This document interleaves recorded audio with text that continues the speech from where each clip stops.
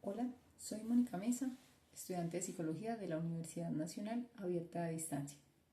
Actualmente estamos realizando una actividad para la asignatura Derechos Humanos y Derecho Internacional Humanitario. Vamos a hablar de la salud mental y los retos que se vienen. Ahora voy a presentar mi equipo.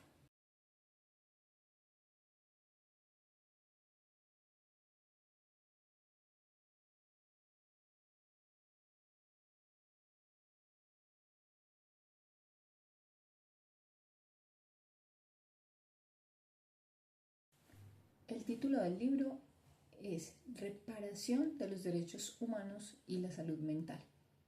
Este libro documenta el trabajo de salud mental con las víctimas de violación de los derechos humanos en 1973 a 1996 en Chile.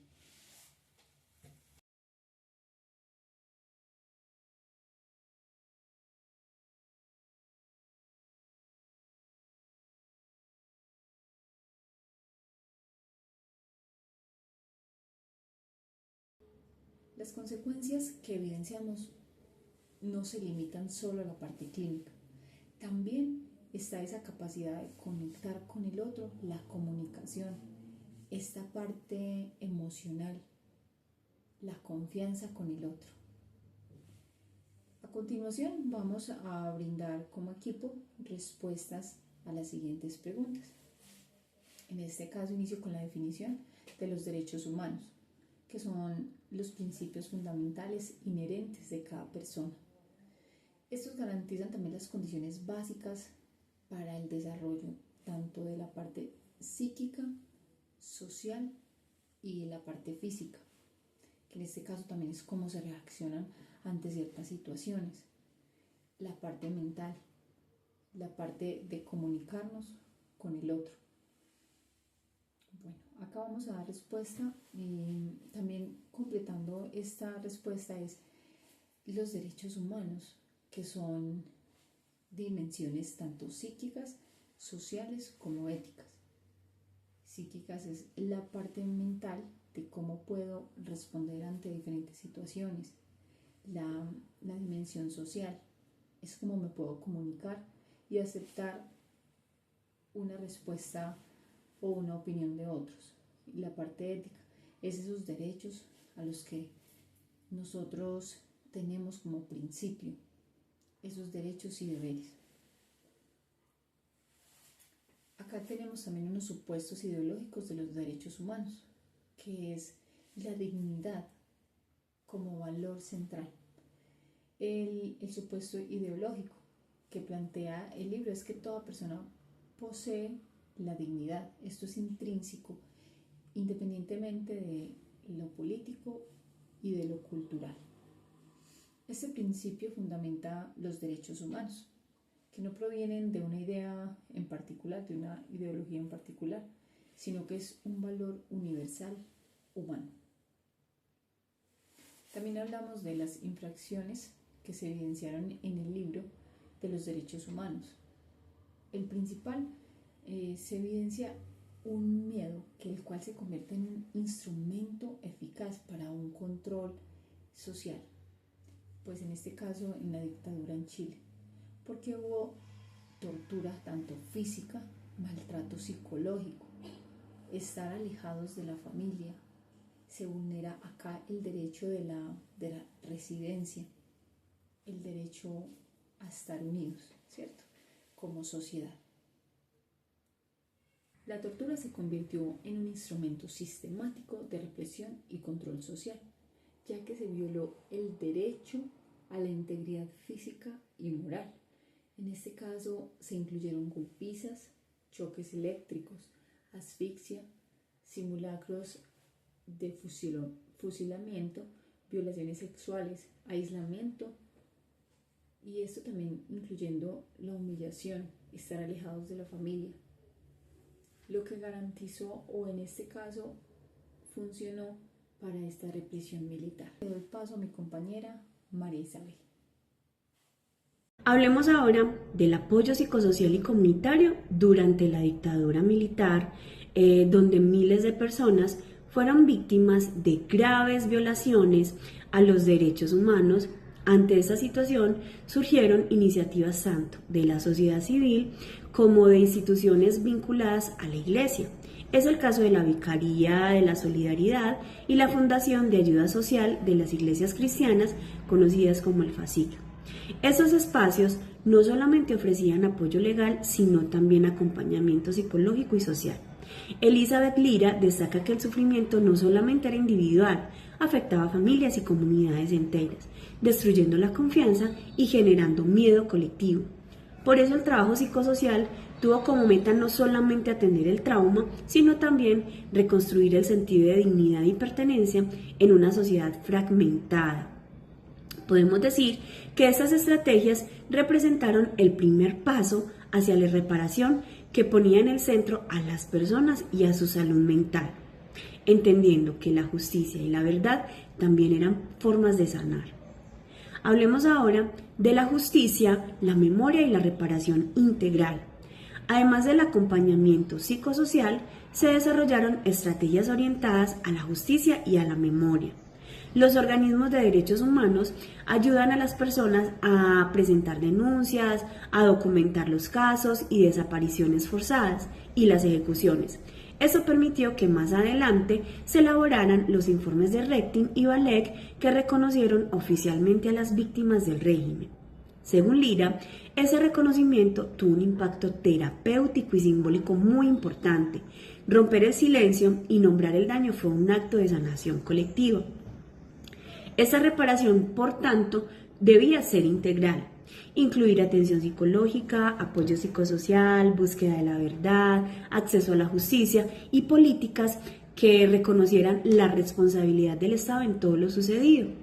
En ese sentido, la reparación se entiende no solo como un derecho, sino también como una forma de reconstruir ese tejido social que había estado dañado por el miedo, la impunidad y el olvido. ¿Qué sucede entonces con los imaginarios colectivos y la acción psicosocial? Después de la dictadura, los chilenos empezaron a construir una idea colectiva de lo que significaba para ellos reparar. En el imaginario social, reparar no era simplemente entregar dinero y beneficios, sino también reconocer el sufrimiento, restaurar la dignidad y garantizar la verdad. Elizabeth Lira plantea que la reparación social debe entenderse como una respuesta ética y emocional que busca reconstruir la confianza y el sentido de comunidad. Esa acción psicosocial se convirtió entonces en una herramienta clave para hacer posible esa reparación simbólica a través del acompañamiento, del trabajo comunitario y de los espacios de memoria. Y así las personas pudieron sentirse escuchadas y validadas. Hablar del daño, compartir experiencias y volver a espacios públicos fueron pasos fundamentales para recuperar la vida cotidiana y la identidad colectiva. Y así, el imaginario asoció la reparación y la esperanza con la posibilidad de vivir sin miedo, de construir una sociedad basada en el respeto mutuo y los derechos humanos. Cuando hablamos de reparación como proceso colectivo y democrático, Lira insiste que la reparación no solamente debe reducirse al ámbito individual y clínico. El daño provocado por la represión fue social, fue político y cultural. Por tanto, esa reparación también debía ser colectiva. Esto implica que toda la sociedad, no solamente las víctimas, debían asumir la responsabilidad de reconstruir la memoria y garantizar que las violaciones no se repitieran. En este sentido, la reparación se transforma en una tarea democrática, un compromiso ético con el pasado y con el futuro.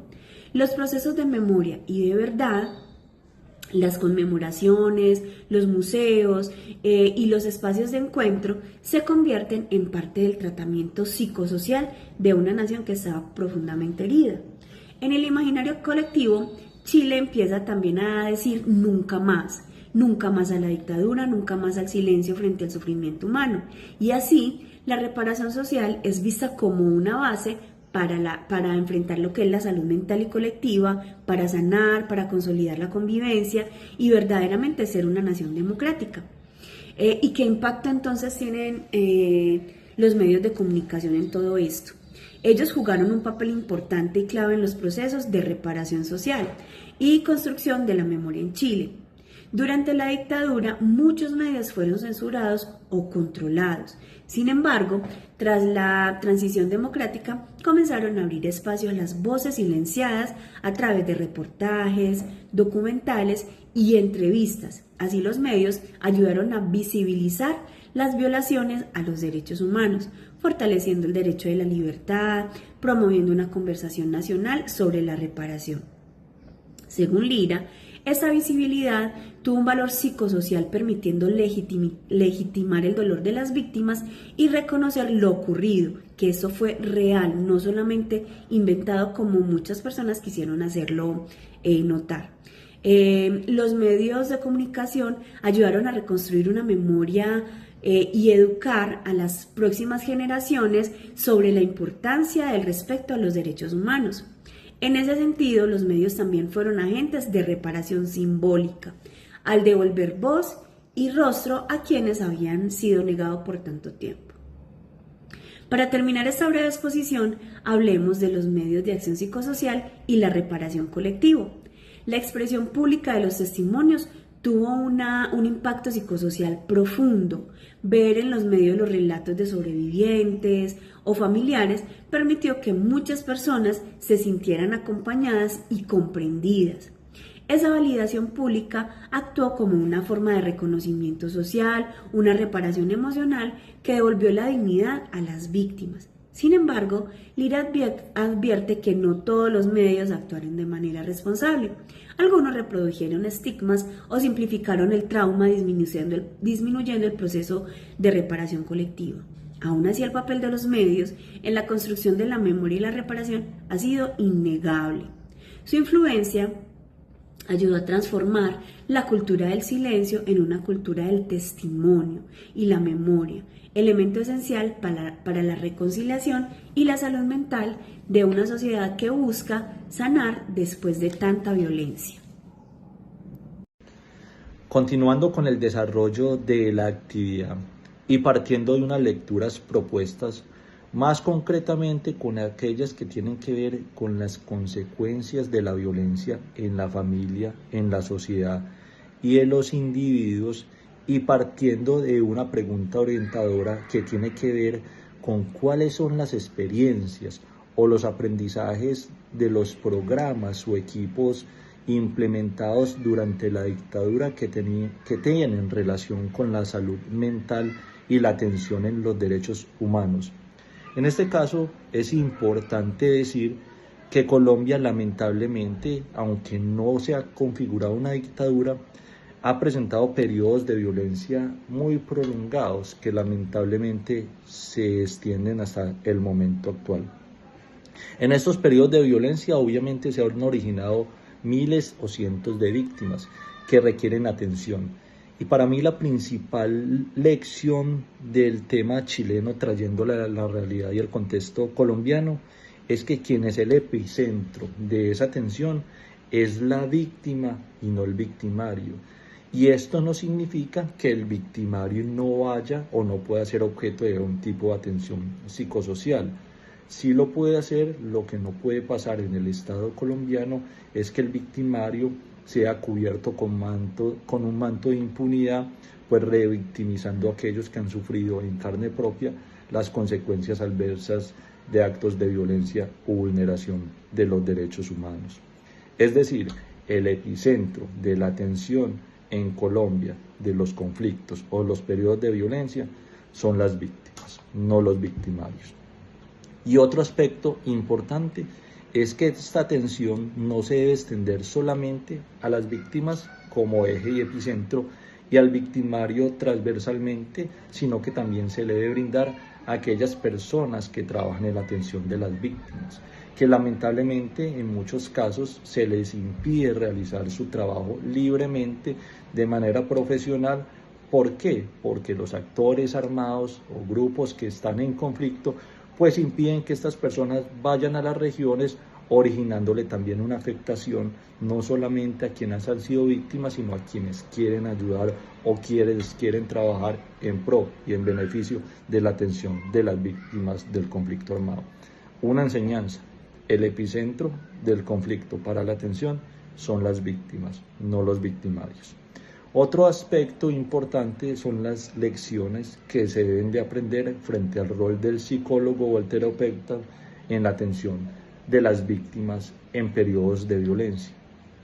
En el caso de la dictadura chilena, pues estos equipos obviamente estaban muy cargados de todas estas consecuencias negativas que habían sufrido muchas personas, y por lo tanto la carga de afectación psicológica que vivían también estos equipos hacían que ellos tuvieran que hacer necesariamente etapas y ejercicios de atención para los propios equipos. Es decir, que se tendría que dar una atención integral que cobijara los equipos de trabajo.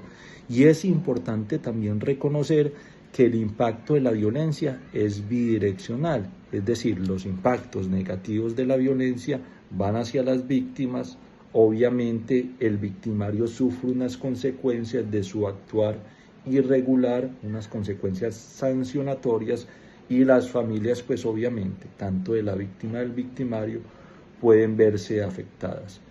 Y acá también es importante resaltar las dinámicas de riesgo y de cuidado, es decir, esos escenarios de conflicto político y social que se vivieron en la dictadura, que se viven en Colombia, también hacen necesario que quienes acuden a la prestación de servicios básicos y esenciales de salud y salud mental integralmente, pues se expongan a unos riesgos que son necesarios para el desarrollo de la actividad, es decir, necesarios en cuanto que se deben correr, pero también se deben de tomar todas las medidas necesarias para que estas personas puedan mitigar ese riesgo y puedan hacer de su ejercicio profesional el instrumento adecuado para la atención de las víctimas. Y acá es muy importante que el Estado colombiano brinde no solo las garantías para que a las personas en cada uno de los territorios no se les vulneren los derechos humanos, sino que también brinde las garantías para cuando esta vulneración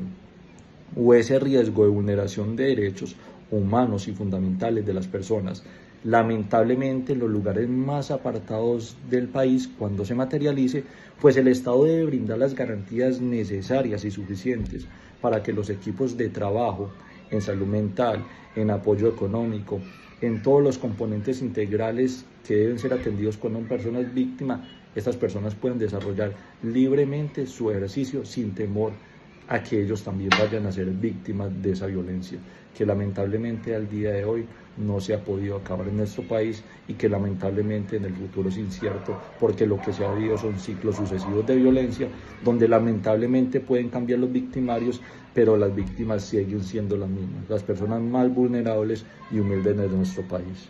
Para cerrar, es importante recordar que la reparación social no solamente implica una política de Estado, sino un proceso humano y colectivo, como señala Elizabeth Lira en el libro. Resignificar significa reconocer el daño, reconstruir y fortalecer la confianza y la memoria para que el sufrimiento no se repita. Tanto en Chile como en Colombia, las heridas de la violencia nos muestran que la verdad, la justicia y el acompañamiento psicosocial son esenciales para sanar como una sociedad y avanzar hacia una paz duradera. Muchas gracias por su atención.